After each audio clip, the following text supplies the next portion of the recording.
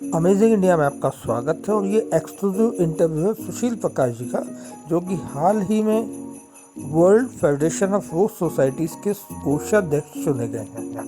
ये वाकई भारत के लिए बहुत गौरव की बात है, क्योंकि पहली बार कोई भारतीय इस पद पे अपॉइंट हुआ है। अपने इंटरव्यू के दौरान सुशील प्रकाश जी ने विस्तार से बताया कि उनकी क्या योजनाएं रहेंगी और कैसे वे विभिन्न प्रजाति के गुलाबों को भारत में लाकर उनकी लोकप्रियता को और बढ़ाने का प्रयास करेंगे, और कैसे इसका व्यावसायिक लाभ यहाँ के स्थानीय लोगों को मिलेगा। सुनिए इंटरव्यू विस्तार से। तो इस समय हमारे साथ प्रकाश जी हैं, जो कि world federation of rose society के कोषाध्यक्ष हाल ही में चुने गए, और ये भारत के लिए बहुत गौरव की बात है। तो आइए हम लोग उनसे चर्चा करते हैं, विश्व में गुलाब का क्या स्टेटस है, उसमें भारत कहाँ स्टैंड करता है। तो प्रकाश जी बताइए कि इस समय क्या स्थिति है आपके संस्थान की, और उसमें भारत का स्टैंड क्या है।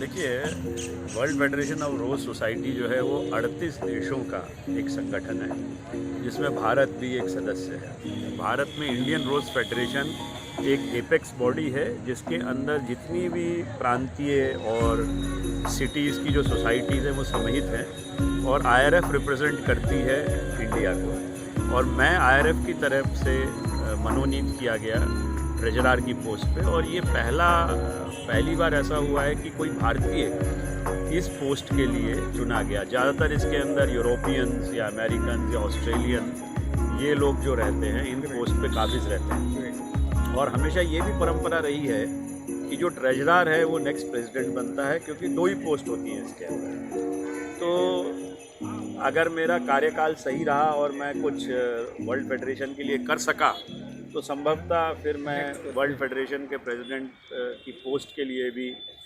दावेदार बनूंगा। तो ये गौरव की बात है हमारे देश के लिए। और मैं मध्य प्रदेश रोज सोसाइटी को भी रिप्रेजेंट करता हूँ। यहाँ पर मैं कई बार प्रेसिडेंट रहा। मेरे पास गुलाब का बगीचा है, तो मैं गुलाब प्रेमी। वैसे मैं एक मैकेनिकल इंजीनियर हूँ, और मैं हमेशा बोलता हूँ कि मैं सीएनसी मशीन्स जो हैं आजकल, ऑटोमेटिक मशीन्स, और ये सब मैं इसका स्पेशलिस्ट हूँ। पर देखिए, जो वो है लोहा छीलना जो है, जो कहते हैं, वो मेरा हार्ड साइड है, और गुलाब उगाना जो है वो मेरा सॉफ्ट साइड है। चलिए, आपको बहुत बहुत अग्रिम बधाई कि you are the probable president of this federation. और इस समय विश्व में गुलाब की क्या स्थिति है और भारत कहाँ स्टैंड करता है, क्या हम लोग अपना स्थान बना पाने में सक्षम हुए? देखिए, विश्व में बहुत सारे देश हमसे बहुत आगे हैं। यूरोप में बहुत गुलाब प्रेमी हैं।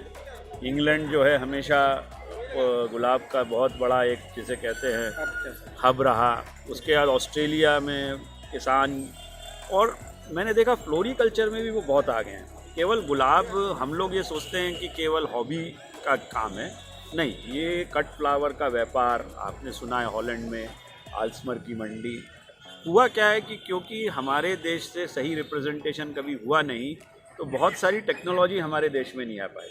हमारे यहाँ हॉबी के तौर पे, या जो लोग अपना बगीचा लगाते हैं, उन्होंने तो अच्छे अच्छे गुलाब लगाए, पर किसान के पास भी सही टेक्नोलॉजी नहीं है।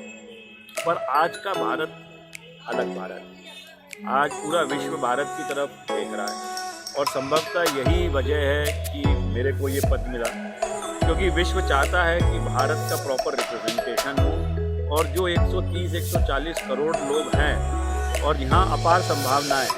यहाँ पर पौधों की संभावनाएं हैं, यहाँ गुलाबों का, कट फ्लावर का बड़ा मार्केट खुद ही है। हमको एक्सपोर्ट की तरफ तो देखना ही नहीं है।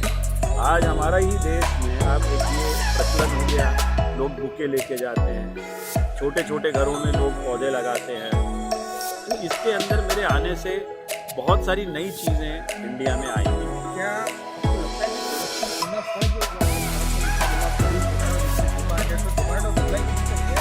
बहुत ज़्यादा गैप है। अभी भी जो हम गुलाब उगा रहे हैं, हमारी तो क्वालिटी भी वो नहीं पहुंच पाई इंटरनेशनल स्तर पर।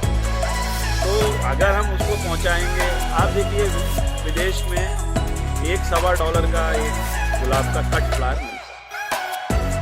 $1.25 का जो किसान को मिलता है, बिकता तो वो $2.5-3 के अंदर हो जाती है। अब भोपाल, अब हम यहाँ देखें, हमारे मार्केट के अंदर भी गुलाब का दाम 10 से 20 रुपये हो गया। जब पहले 1 रुपया था तो लोग रोते थे कि अरे 1 रुपये का गुलाब। आज यहाँ लोग 10 रुपये देते हैं। तो संभावना है। अच्छा, तो आपने भी कुछ पॉइंट तैयार की कैसे आप इसको और ज़्यादा आगे लेके जाएंगे, कैसे भारत से वो वैरायटी जो भारत में नहीं है, तो आप कैसे आप देखिए, सबसे पहले तो भारत के लिए हमको ऐसी वैरायटीज चाहिए जो हमारे देश, हमारा देश ठंडा देश तो है नहीं, हमारा देश जो क्लाइमेट है, और इसमें बहुत सारी नर्सरीज है जिनसे मेरी बात की। इसमें फ्रांस की मियलॉ नर्सरी है, ओडस नर्सरी है जर्मनी की, डॉट नर्सरी है स्पेन की, और वो लोग तैयार हैं कि वो हमारे देश के हिसाब से गुलाब विकसित करेंगे और उनके ट्रायल्स करेंगे यहाँ। तो वो जो गुलाब होंगे उनकी यील्ड भी ज़्यादा होगी, उनकी जो दिखावट होगी और वो होगी वो हमारे मौसम के हिसाब से सूटेबल होगी। तो इस तरफ मैं आगे बढ़ रहा हूँ और मैं कॉन्फ्रेंसेस करवाऊँगा जिसमें ये नर्सरी मैन और रोज़ ब्रीडर्स यहाँ आएँ, मार्केट देखें, क्योंकि हमारा जो है कॉस्ट ऑफ लेबर कम है, तो हम जो गुलाब बनाएंगे उनकी कॉस्ट तो उतनी आएगी नहीं, हम लोग लो कॉस्ट। आज देखिए यूरोप भी क्या है, अफ्रीका में गुलाब का उत्पादन करते हैं, गुलाब के पौधे होते हैं यूरोपियन, लेकिन कीनिया और ये सब फ्लावर मार्केट में गुलाब उग रहे हैं। तो हमारा देश क्यों नहीं, हमारा देश पूरा सक्षम है। और जैसे आपने सुना कि अब ये समझ रहे हैं कि कोल्ड चेन बनाएं, हब बनाएं, जहाँ से ये गुलाब जा सके आ सके, अपार संभावना है। और जो हॉबी वाले हैं उनको भी नए नए पौधे उपलब्ध होंगे, नई नई वैरायटीज़ उपलब्ध होंगी, और टेक्निकल जानकारी एकदम बहुत बढ़ेगी देश में, ये मेरा मानना है। तो मतलब भारत के क्लाइमेट के हिसाब से जो वैरायटीज हैं सूटेबल होंगी, उनको आप चाहेंगे कि बाहर से भारत में जी उनका प्रोडक्शन हो और बड़े पैमाने पर हम उनका अलग अलग तरीके से उपयोग कर सकते जी, हम लोग, क्योंकि हमारा खुद का मार्केट ही बहुत बड़ा है, एक्टिव मार्केट। कमर्शियली तो हम लोग यूज़ करते ही नहीं गुलाब को, अभी हम बहुत कम यूज़ करते हैं, अभी मतलब समझिए 10% उपयोगी। थैंक यू सुशील प्रकाश जी, बहुत बहुत धन्यवाद। बहुत बहुत धन्यवाद जी।